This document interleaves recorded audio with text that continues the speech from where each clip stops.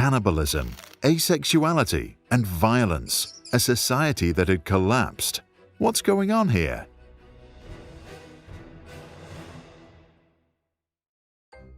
In 1972, John B. Calhoun detailed the specifications of a utopia designed for mice, built in the laboratory. Every aspect of Universe 25, as this particular model was called, was designed to cater for the well-being of its rodent residents, increase their lifespan, and allow them to mate.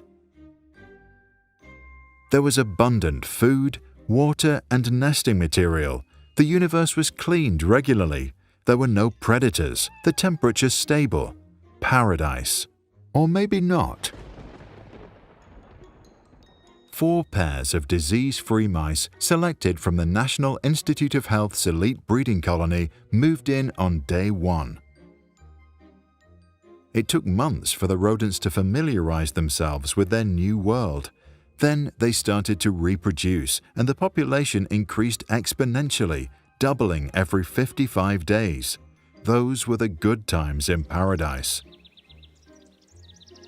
Past day 315, more than 600 mice now lived in Universe 25, rubbing shoulders on their way up and down the stairwells to eat, drink, and sleep.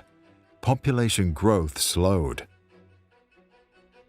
Young ones found themselves born into a world with far more mice than meaningful social roles.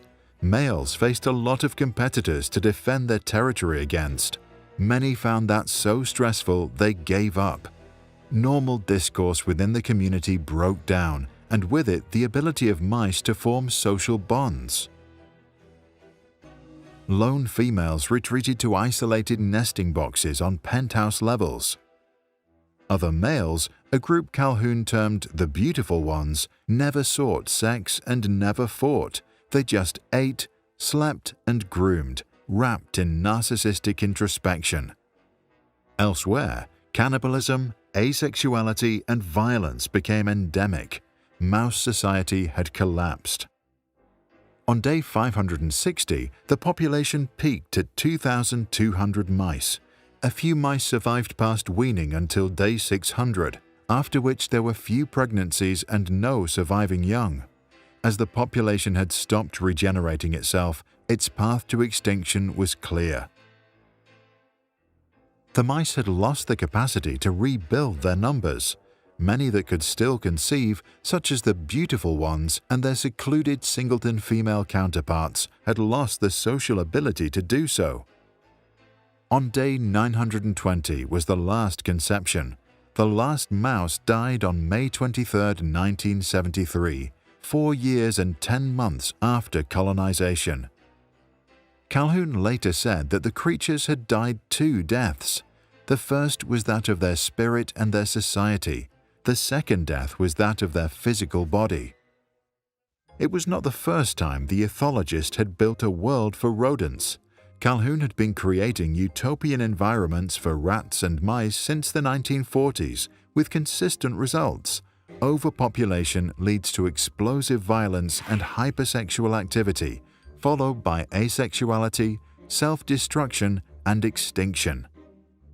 In his widely cited paper, Population Density and Social Pathology, Calhoun concluded, "No matter how sophisticated we are, once the number of individuals capable of filling social roles greatly exceeds the number of such roles, only violence and disruption can follow." He then referred to a phenomenon he called behavioral sync. Behavioral sync is our desire to be in the presence of others, to be conditioned to seek to be near others, and to be drawn to the crowd, in spite of the conflicts that this can generate. Drawing from Calhoun's popular research, social scientists started to call for restrictions on reproduction as the only possible response to the world's rising population. Calhoun himself was more optimistic about our future.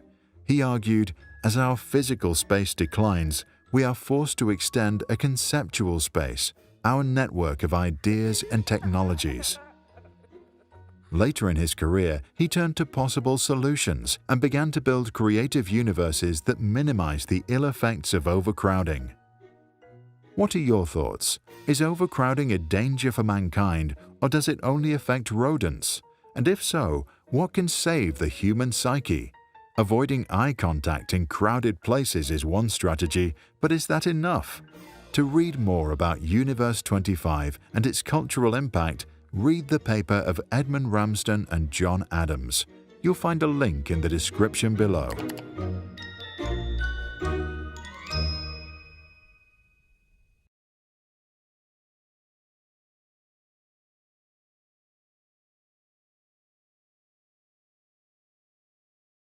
If you like how we explain complicated ideas in simple cartoon animation, you can support us.